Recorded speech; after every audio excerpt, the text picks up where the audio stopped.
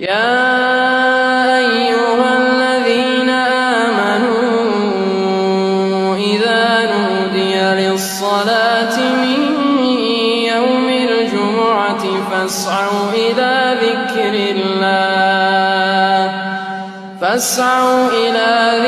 الله وذروا البيع ذلكم خير لكم إن كنتم تعلمون. بسم الله الرحمن الرحيم. الحمد لله الذي كان موجودا قبل حدوث الأشياء ويبقى بعد فناء الأشياء. تفرد بالأولية والقدم ووسم كل شيء ما عداه بالفناء والعدم.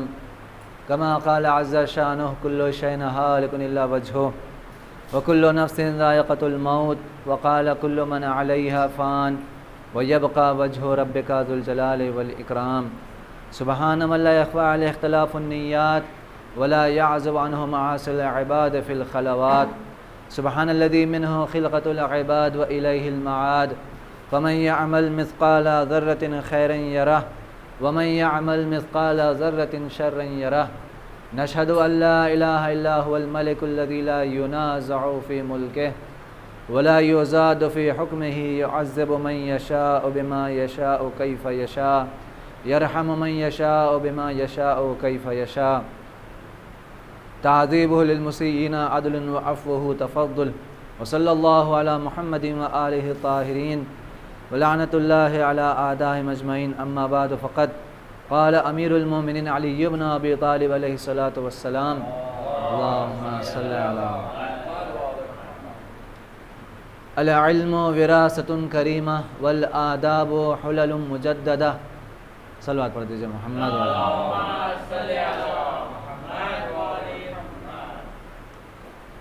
مولا کائنات کے کلمات قصار اور چھوٹی حدیثیں جو امام سے منقول ہیں جسے حکمت کا نام دیا گیا ہے، جو نہج البلاغہ کے تیسرے چیپٹر میں آتے ہیں، اس کے آج ہم لوگ 5ویں حکمت کے بارے میں بات کریں گے، جس میں مولا ارشاد فرما رہے ہیں 3 خوبیوں کی طرف مولا اشارہ فرما رہے ہیں۔ سب سے پہلی خوبی جو ہے العلم وراثۃ کریمہ۔ علم جو ہے ایک ایسی وراثت ہے، ایک ایسی میراث ہے جو انسان کو بہت بلند معیار تک پہنچاتی ہے۔ العلم وراثۃ کریمہ، بہترین وراثت اگر دنیا میں کوئی چیز مانی جاتی ہے تو وہ ہے علم، وراثۃ کریمہ۔ اسی سے ملتی جلتی پیغمبر اکرم کی بھی حدیث ہے کہ پیغمبر اکرم ارشاد فرماتے ہیں کہ العلماء ورثۃ الانبیاء، علماء جو ہے کس کے وارث ہیں؟ انبیاء کے وارث ہیں۔ پھر پیغمبر اکرم آگے ارشاد فرماتے ہیں کہ انبیاء اپنی میراث میں، اپنی وراثت میں درہم اور دینار نہیں چھوڑ کر گئے۔ کوئی نبی اپنی میراث میں درہم اور دینار چھوڑ کر نہیں گیا۔ اگر انبیاء نے کوئی میراث چھوڑی ہے تو وہ ہے علم، وہ ہے علم۔ اب پیغمبر آگے ارشاد فرماتے ہیں کہ جو بھی اس وراثت کو، اس میراث کو، اس ارث کو حاصل کر لے گا وہ گویا کس کا وارث بن جائے گا؟ انبیاء کا۔ اور اسی لیے علماء کو ورثۃ الانبیاء کہا گیا ہے کہ علماء انبیاء کے وارث ہیں۔ کیوں؟ کیونکہ علم ایک ایسی وراثت ہے، آپ دوسری وراثتوں کے بارے میں دیکھ لیں، چاہے مال و دولت ہو، چاہے دوسری چیزیں ہوں، اس میں کہیں نہ کہیں اختلافات کی وجہ ہو جاتی ہے، لیکن علم کبھی بھی اختلاف کی وجہ نہیں بنا ہے۔ اور اگر یہ ایک ایسی میراث ہے، باپ دادا کی دولت کا میراث کون بنتا ہے؟ جو ان کے نسل میں ہوتا ہے، لیکن یہ انبیاء کی میراث اور یہ وراثت ایسی ہے اس کے اوپر کسی کا کوئی جو ہے جس کو کہا جائے کہ اسٹیمپ یا ڈاکومنٹس کی ضرورت نہیں ہے۔ جو بھی انسان اس وراثت کو حاصل کر لے وہ گویا کس کا وارث ہے؟ انبیاء کا وارث ہے۔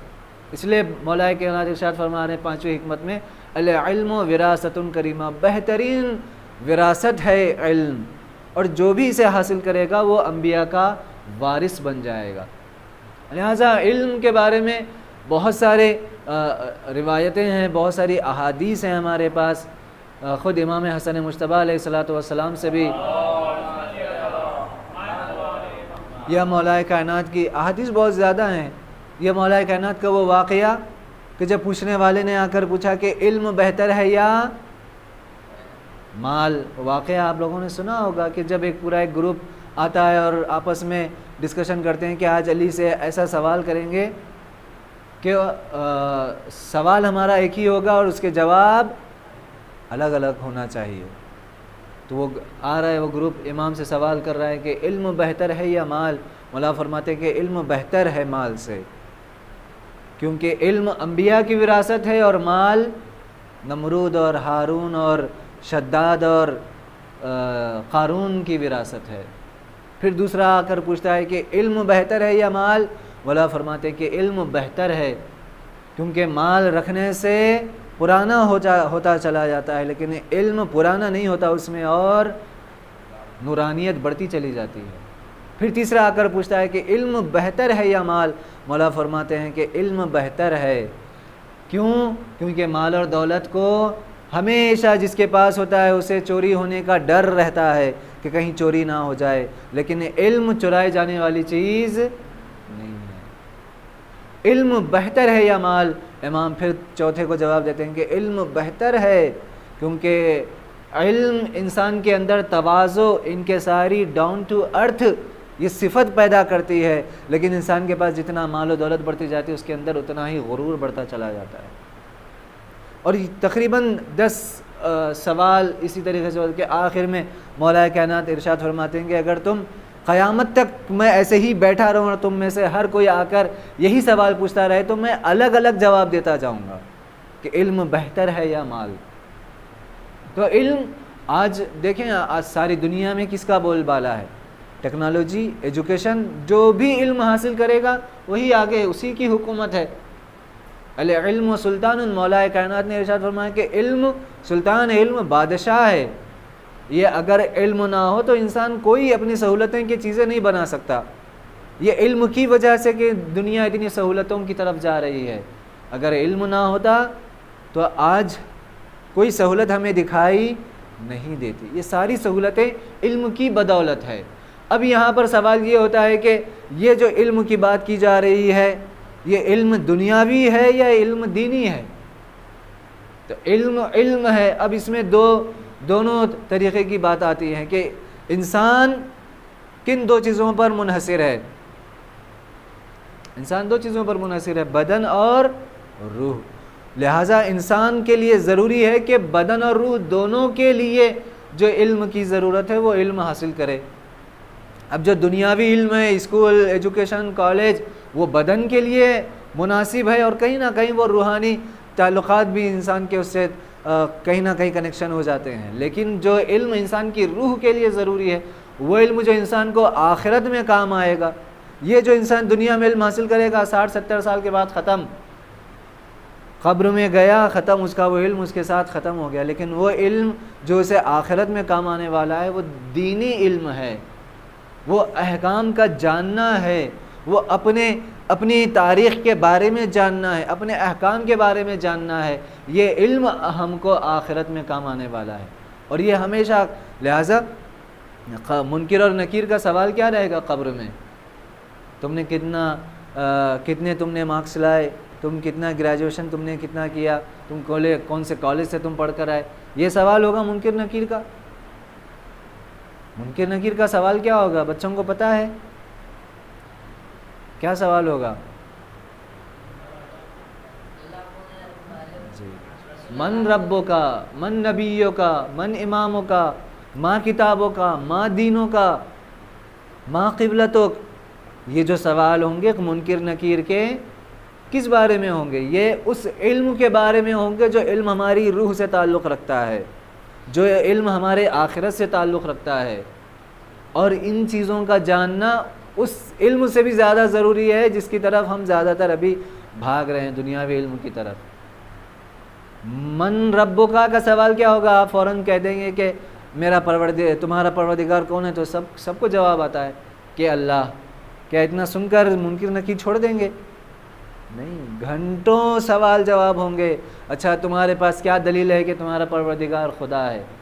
تو میرے پاس کوئی دلیل ہونا چاہیے. اور یہ سوال جواب جو ہوں گے ہماری عقل کے اعتبار سے، ہماری فہم، ہمارے شعور کے اعتبار سے ہوں گے. جس کی جتنی عقل ہے اس سے اتنا زیادہ سخت سوال ہوگا. یہ صرف ٹائٹل بتایا گیا کہ تمہارا پروردگار کون ہے. اس ٹائٹل کے اندر اور بھی بہت سارے سوال ہوں گے. اچھا وہ خدا کو تم دو کیوں نہیں مانتے؟ اچھا اس خدا کی توحید کے بارے میں تمہارا کیا عقیدہ ہے؟ تم خدا کو کتنا عادل مانتے ہو؟ تو مجھے جوابات دینے ہوں گے. اور سب سے زیادہ جس سے زیادہ ڈسکشن ہوگا، جس سے زیادہ سوال جواب ہوں گے وہ علماء رہیں گے. کیوں؟ کیونکہ تم نے کیا صرف اتنا ہی جان لیا؟ نہیں، بحث ہوگی، ڈسکشن ہوگا کہ اچھا اس کا جواب کیا، اگر پھر اس کا اعتراض یہ ہوگا تو پھر تمہارا کیا اس بارے میں ایمان ہے. تو یہ مت سمجھیے کہ ایک جیسا ہم نے بچپنے سے یاد کر لیا، اصول دین کتنے ہیں گنا دیا، ختم، منکر نکیر پوچھ کر چلے گئے، ہو گیا. نہیں، میری عقل جتنی تھی اس عقل کے اعتبار سے میں نے کتنا خدا کو جانا. میری عقل جتنی تھی اس عقل کے اعتبار سے میں نے پیغمبر کو کتنا نبی مانا. ہاں، ہمارے پیغمبر کون؟ محمد مصطفیٰ صلی اللہ علیہ وآلہ وسلم. صرف اتنا ہی سوال جواب نہیں ہوگا بلکہ اس کے اندر اور بھی. تو یہ علم روحانی ہے، یہ علم اخروی ہے، یہ علم آخرت والا علم ہے جو ہمیں آخرت میں کام دے گا. تو علم دونوں طریقے کا علم ہے. اور پیغمبر اکرم کی مشہور حدیث ہے کہ طلب العلم فریضۃ علی کل مسلم و مسلمہ. علم کا حاصل کرنا ہر مرد مسلمان اور عورت پر واجب ہے. کون سا علم؟ جو اسے دنیا اور آخرت میں مؤدب بنا کر رکھ سکے، جو اسے دنیا اور آخرت میں عزت دے سکے، وہ علم. لہٰذا چھٹے امام کی عجیب حدیث ہے کہ میں اگر جوانوں کو اگر میں فارغ دیکھوں یعنی بیکار دیکھوں اور انہیں علم کے بارے میں اور احکام کے بارے میں تفقہ در دین، امام کا یہاں پر جملہ ہے، اگر انہیں احکامات نہ پتہ ہوں تو میں اسی ہنٹر سے انہیں مار کر انہیں علم دوں گا اور ان کی جو ہے کلاس لوں گا. چھٹے امام ہنٹر سے مولا نے کہا ہے میں اسی کوڑے سے انہیں ماروں گا. کیوں؟ کیونکہ جوانوں کے لیے امام کی دوسری طرف احادیث ہیں کہ اپنے جوانوں کو علم دو، کہیں ایسا نہ ہو کہ دشمن انہیں غلط عقیدے دے کر ان کے عقیدوں کو اپنے کنٹرول میں کر لیں. علم دونوں اعتبار سے سیکھنا ضروری ہے. میں جتنا دنیاوی علم میں آگے بڑھ رہا ہوں کیا اتنا ہی اسی لیول کا علم میرے پاس آخرت والا ہے؟ مرتبہ صلاۃ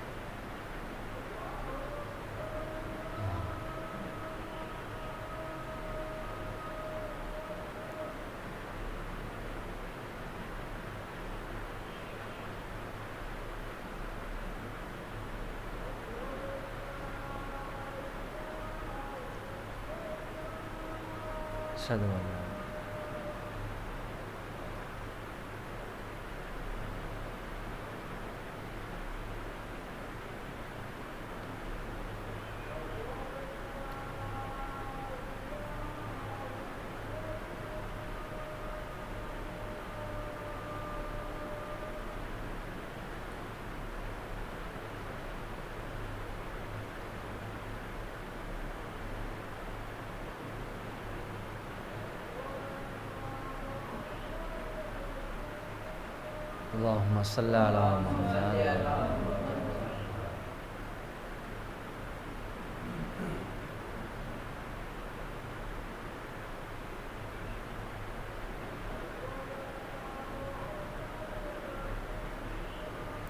اللہم صلی علی محمد.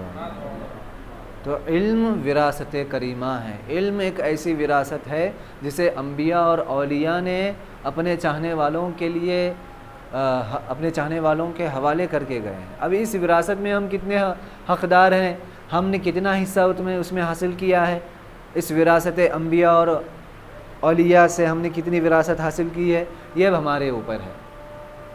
ہم دیکھیں آئے اپنے آپ کو جو ہے جس طریقے سے اسکول میں سرٹیفکیٹ دیا جاتا ہے کہ ہاں بھائی آپ نے یہ کلاس پاس کر لی ہے تو ہمارے پاس بھی تو ایک معیار ہونا چاہیے کہ ہاں دین کا علم جو میرے پاس ہے میں اس میں اپنے آپ کو کتنے نمبر دے سکتا ہوں، یا میں اپنے آپ کو کتنی مارکس دے سکتا ہوں، یا میں اپنے آپ کو کون سی سرٹیفکیٹ دے سکتا ہوں. تو کم سے کم میرے پاس بیسک علم تو ہونا چاہیے آخرت کے، جو آخرت میں مجھے کام آنے والا ہے. یہ مولا کائنات کی العلم وراثۃ کریمہ. دوسرا جو جملہ ہے وہ ہے والآداب حلل مجددہ، ادب اور اخلاق حلل مجددہ، ایک ایسے زیورات ہیں. حلل کہتے ہیں زیورات کو، ایسے زیورات ہیں جو پرانے نہیں ہوتے، ہمیشہ چمکتے رہتے ہیں.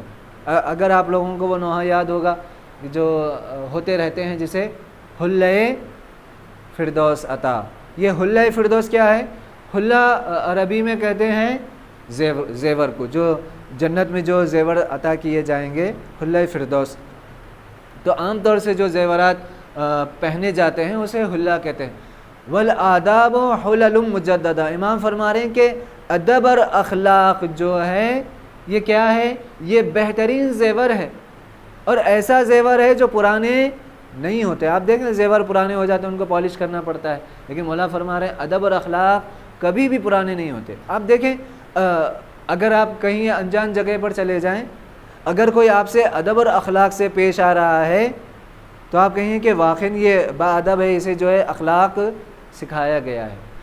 اس کی پیشانی پر نہیں لکھا ہوگا کہ یہ گریجویٹ ہے، اس نے اسکول پڑھا ہے کہ نہیں پڑھا ہے، لیکن چونکہ اس کے ادب سے پیش آنا آپ کو اس کے لیے اپنے دل میں نرمی پیدا کر دے گا خود بخود کہ ہاں یہ بندہ کتنے ادب اور اخلاق سے مل رہا ہے. تو یہ ادب اور اخلاق ایک ایسی وراثت ہے، یہ بھی وراثت ہے جو ماں باپ اپنی اولاد کو بہترین انداز سے پیش کر سکتے ہیں. چھٹے امام کی ایک بہترین حدیث ہے جہاں امام فرما رہے ہیں کہ 3 چیزوں کی تاکید فرماتے ہیں اور کہتے ہیں کہ میرے شیعوں تک یہ پیغام پہنچاؤ. میرے شیعوں تک، امام اپنے ایک صحابی سے کہتے ہیں میرے شیعوں تک یہ پیغام پہنچاؤ کہ ان لوگوں کو راست گو ہونا چاہیے، سچے ہونا چاہیے، جھوٹ ان کے اندر نہیں ہونا چاہیے. دوسرے اپنی زبانوں پر کنٹرول ہونا چاہیے، اور تیسرے ادب اور اخلاق ان کے اندر بہترین انداز سے ہونا چاہیے. آپ ہر ایک سے اچھے انداز سے ملیں. سامنے والا کا آپ یہ نہیں دیکھیں کہ سامنے والا مجھ سے بہتر طریقے سے مل رہا ہے کہ نہیں مل رہا ہے تبھی میں اس سے بہتر طریقے سے ملوں گا. نہیں، وہ اپنے ادب اور اخلاق کا ثبوت دے رہا ہے تو میں اپنے ادب اور اخلاق کا ثبوت دوں. آگے امام فرماتے ہیں کہ اگر یہ 3 عادتیں تم نے اپنا لی تو اسے کہیں گے ادب و جعفرین. تب اسے کہہ سکتے ہیں کہ اس شیعہ کو، وہ شیعہ کون ہے؟ جعفری شیعہ ہے. وہ کون ہے؟ جعفر صادق کا ماننے والا ہے. اللہم صلی علی والآداب حلل مجددہ. ادب اور اخلاق جو ہے انسان کے بہترین زیور ہیں. چھوٹوں کا بڑوں کو سلام کرنا، بڑوں کے سامنے بلند آواز سے بات نہ کرنا، الٹا جواب نہ دینا، یہ ساری چیزیں کیا ہے؟ یہ ادب اور اخلاق میں آتی ہیں. اور یہ ادب اور اخلاق ایک ایسا زیور ہے جو کبھی پرانے نہیں ہوتے، لہٰذا لقمان حکیم کا آپ نے نام سنا ہے. لقمان حکیم سے پوچھا گیا کہ آپ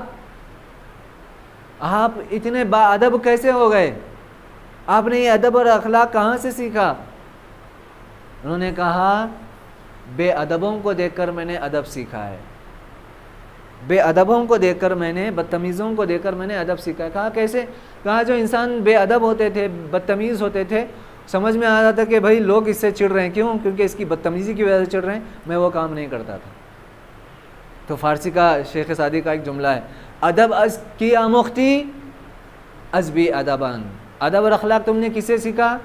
تو سعدی کہتے ہیں کہ بے ادب لوگوں سے میں نے ادب سیکھا ہے. اور یقیناً ایسے ہی ہے کہ آپ دیکھیں معاشرے میں جو چیز لوگ جس چیز سے بھاگ رہے ہیں کہ بھائی لوگ کس چیز کے بارے میں ڈسکشن کر رہے ہیں، کس بارے میں، اچھا یہ لوگوں کو یہ ناپسند ہے لہٰذا یہ کام مجھے چھوڑ دینا چاہیے. امام حسن کی ولادت ہے تو امام حسن کی بھی ایک حدیث سماعت فرما لیں کہ مولا فرماتے ہیں کہ تمہاری بہترین اخلاق اور ادب کی نشانی یہ ہے کہ تم ان کاموں کو انجام نہ دو جس سے لوگ چھڑتے ہوں، جس کو لوگ ناپسند کرتے ہوں.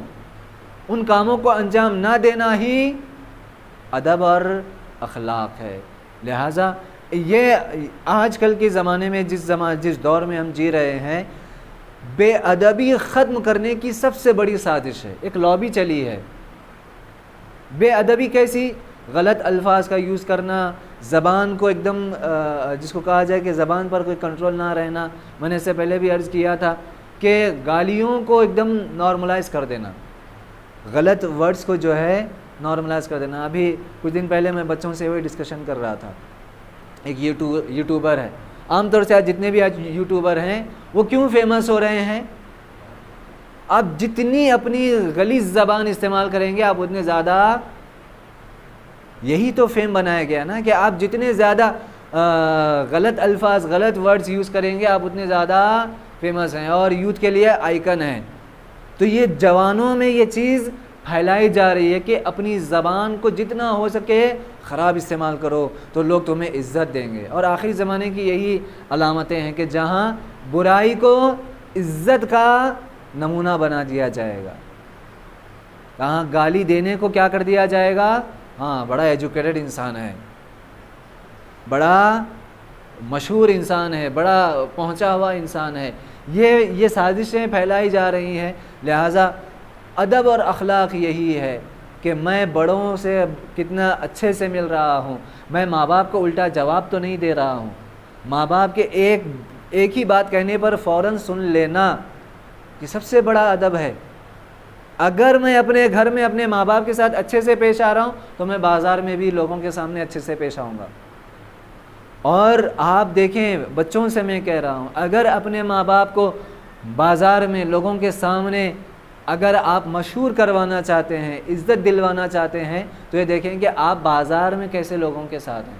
ارے واہ بھائی، ان کا بیٹا دیکھیں کتنے اچھے سے ملتا ہے، ان کا بیٹا کتنے ادب سے اور احترام سے سلام کرتا ہے۔ یہ کس کی عزت ہو رہی ہے؟ یہ میری بھی عزت ہو رہی ہے اور میرے خاندان کی بھی عزت ہو رہی ہے۔ لہٰذا ہم کوشش کریں بچوں میں، جہاں الحمدللہ ایجوکیشن تو اچھی چیز ہے، دنیا اور آخرت دونوں اعتبار سے ہم آگے بڑھ رہے ہیں، لیکن ابھی سب سے زیادہ جس چیز کے اوپر حملہ کیا جا رہا ہے وہ ہمارے ادب اور اخلاق کے اوپر کیا جا رہا ہے۔